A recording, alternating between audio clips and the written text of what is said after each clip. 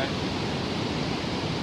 So I wanted to make. Oh well, I started writing over there about our friend Raph. Um,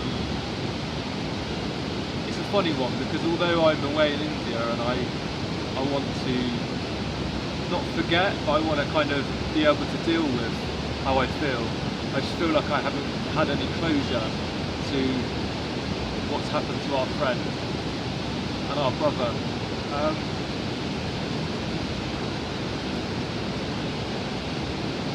So I kind of wanted to write it down, and then actually, as I'm writing, it's going to be a long thing. Maybe I will write it one day, but I just kind of wanted to do a video, or just to kind of maybe have some closure on it a little bit. And I guess like a funeral offers people when someone dies, you know, kind of way to say goodbye and a ceremony of their life. And unfortunately, I'm in India and Yusuf's in Thailand, so that we both couldn't be in Bristol. And lots of our friends, mutual friends, and few, you know, far and near and wide and everything, had a lovely night for Raph the other night at the PRSC, where he volunteered a lot of his time, where I volunteer a lot of my time. So I was going to talk about how I met Raph. And my earliest memory of meeting him was we were occupying B Block, a section of French campus over Palestine. Palestine was being bombed heavily by Israel during Operation Cast Lead, and we decided to occupy a part of the university. And I think that was the first time I met Raph. He turned up with Joe Adele, a good friend of mine, Tim Harper, who's a good friend, and Raph. And I don't remember a lot about him. I don't remember our conversations particularly, but I remember him being a very smiley person and a very practical in his approach to things. And then I can't remember exactly how we met after that, but I remember, you know, going to their flat. Basically, he got kicked out of his halls for smoking. I think him and Paddy got caught 3 times smoking, and he ended up having to pay the rest of his fees for the term, even though he wasn't staying in the accommodation. And anyway, I saw Fred had written on Facebook about that memory, and it did make me laugh because I think Joe and Raph and Fred decided to do a campaign around the university to try and get Raph reinstated. And Fred remarked that Raph, you know, it wasn't really. He found it funny, really, that people would kind of gather around him and campaign for what was right. So then after that, I can't exactly remember the chronology, but I remember going to their flat in Baldwin Street, and I met Raph, and I remember him being quite camera shy. He wasn't camera shy, but he was more like, he wasn't interested in having a photo taken of him, or he just wanted to live in the moment, you know. He was very much like that, and that's something I take great inspiration from. He's died young, 27, 4 years younger than me, and he was a brilliant guy in many respects. He was an absolutely fantastic musician who didn't just play music, he was music. His guitar was part of his body, and he just, you know, he'd come back from uni and he'd just pick up his guitar and it'd just be like that, you know, and play till the early hours in the morning to get stoned and whatever. And he was just a really amazing, warm guy who you knew actually when he was talking to you, he was speaking from his heart. There wasn't no bullshit with Raph. You spoke to him directly, or you didn't speak to him at all, and he spoke to you in the same fashion. And I really took to that, because that's the type of person I am as well. I like people who talk directly to me. And the biggest memory of it all that I'll never forget, and it's a funny story really, but basically, after uni, I found it a real struggle to kind of move on from university life, because it was everything for me, you know, because I was completely involved in student politics, in the student union, trying to change things there, and then the tuition fees and everything else. And Raph, we danced together, we went to raves together, we protested together, and he was one of our brothers.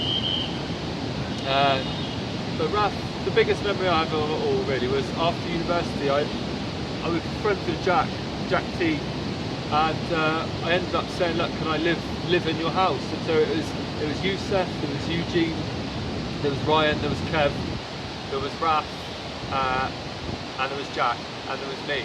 And I lived in a little cupboard next to Raph's room. And I say little cupboard, it was the size of a double mattress basically. And the other guys took me in as well as one of their boys, and I lived there for free because I wanted to live out my dream, you know, of working at the PRSC for free because Chris wouldn't pay me. There wasn't the money apparently. And I continued to make the art and make of what my life I wanted to. And Raph saw that, you know, and he was really supportive of me when there was a few kind of things in the house which weren't completely comfortable, which I don't particularly want to mention. But Raph was really a supporter, and he said, you know, it's not about the money, it's about dreams, and it's about, you know, working together, and that's why I always respected him. Raph was he didn't like to see the division. He wanted to kind of remind us that actually fundamentally we are all connected, you know, and all these things, you know, they don't really matter. And I think that's the greatest thing that I take from this whole experience, really, because it was a real shock. It was a real shock to hear Raph. Can we continue the video? Because I miss him. And I'm just so sorry I didn't see him enough towards the end. And that's the thing, isn't it? You always regret. But he was a real brother and just an amazing human being. He really meant what he was doing, you know. And he didn't just do things by halves. He wanted to do it properly. And he was a really good architect. And he wasn't interested in going to build the latest Tesco's or you know, he could make lots of money, Raph. Lots of money in architecture, you know, building a private hospital or whatever, but he didn't. He wanted to do his dream, his way. And I never forget seeing his van outside the PRSC in Stokes Croft. He did it. He wanted a van, he wanted to live in it, and then he did it, and he started fitting it out, and he was a man of, this is what I'm doing, this is my vision, and this is where I'm going. And I think that's the greatest thing that I take away from it, is that is what we've got to do, is we've got to follow our dreams and not stand on other people's, because Raph wasn't about that. But we've really got to follow our passions and live life to the full. And Raph,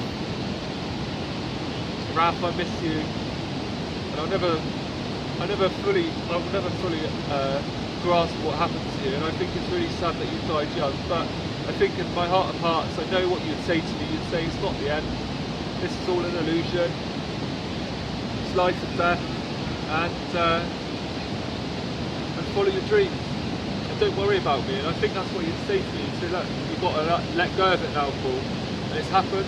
You can still think of me, but you've got to just get on with it. And I never forget doing impressions of Raph. He'd talk like that, you know, he'd be really straight to the point. Oh, okay, like that, and we just always laugh. And I never forget at parties seeing Raph's face, you know, he was loving those moments. And he wasn't even particularly into psytrance. He wasn't into psytrance. He was into his blues, into his rock and roll, man. He's our Jimi Hendrix, and he will never be forgotten. But he was going to psytrance parties because he loved the people, he loved that environment that we all go to these parties for. Because it's not about it's not just about the music. It's about community. It's about sticking together, and that's what Raph showed me from day one with his friendship. Was we look after each other, and it's not about the money. It's about something else. And I'm still trying to work out that for myself. You know, what is that something else? And along this journey of life, I just want to say thank you to Raph and how much he means to me. And I won't ever forget him. And I'm just really sorry that I didn't get to see him towards the end. And I think I've seen a graffiti of him in Stokes Croft. Someone's tagged up on the Westmoreland house, and I think in a way, I don't know how he would take that. I don't know if he would be happy with it. I don't know. I think he would like that. I think it's a great likeness. But I could just imagine him saying, hey, no, you know, I don't know, he'd just have his, yeah, he's dead now, and he's gone, but he's not forgotten, and I just want to say goodbye to Raph. Goodbye, Raph. Thank you.